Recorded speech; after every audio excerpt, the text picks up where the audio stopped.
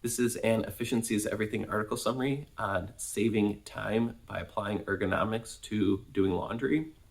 Now, when I originally did this study, I didn't read any books on laundry ergonomics. I read ergonomics books. So all these tips can really be applied to everything, not specifically just laundry. It happens to be at home. Laundry typically involves a lot of bending and twisting. So trying to reduce that effort. And then at the very end, I'm going to talk about a sorting method that took my laundry from 10 minutes to sort it to 3 minutes. So some ergonomic tips that are just generic. If you keep your temperatures of whatever environment you're in below 79 degrees Fahrenheit, you're going to work faster. Pretty easy to do. Be motivated. So by simply wanting to finish faster, you're going to finish faster. Where if you're the opposite, say demotivated, you don't want to do something, you're going to work slower. So if you can simply think, you can actually be more efficient. Don't bend over and don't do too much excess motion. So these are all one of the same. These are a little bit part of that 7 forms of waste I had a video on a few weeks ago. And the idea is when you bend over, you're wasting some muscle energy. You're also wasting time. When you're flipping through clothes, you're not putting any clothes away. You're looking for something. That's that motion waste. So if you can avoid those, you'll save time. And then personally, I hang up my, say, dress shirts in bulk. I don't hang up dress shirts every time one pulls out of the laundry. So this is a kind of economies of scale. So I'm doing everything all at once in the final location rather than going back and forth.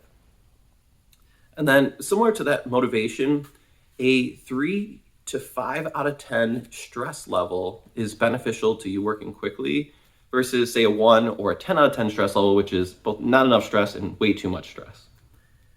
And then something to think about is, do your clothes need to look really nice? So I'm work from home, so I have a whole pile of clothes that when they get out of laundry, I just toss. There's no folding. They're all just in one big pile because no one's going to see me. However, my dress shirts, I do hang those up. So I'm going to make a decision on what is worth taking that extra effort for. And then finally, if you have coworkers, they can also be motivating. So maybe grab some family members to help you do laundry and you'll be more excited to do it. Now I want to talk about the sorting method that I'm just so thrilled about. So it combines 2 methods. So there's a method called pancake sorting, and there's a method called quick sort. So pancake sorting basically means get rid of the really large items. So picture your shirts, maybe a robe, a towel, put those items away very early on. That will let you see the smaller items below it. Now, once you get rid of those large items, you'll see you have, say 30 socks and 5 pairs of underwear. Well, quick sort will tell you pick the 30 pairs of socks and get rid of those first, and then go to the next largest item. So by combining those 2 methods, I kind of alternate between the 2. I'll do, say, a bunch of the t-shirts and towels first, do a round of quick sort, then I might find some more t-shirts, and then I'll put those t-shirts away. And that sorting method, just combining quick sort and pancake sort, just totally crushed the time it took me to do laundry. Now I don't even dread laundry just because it's so quick. So anyway, I only scratched the surface on ergonomic tips. I really couldn't put all of them in this video. There's just too many. So if you check the website, there's ergonomic tips, and then there's also some diagrams that are pretty cool. It kind of shows you different angles that are optimal for pushing and pulling.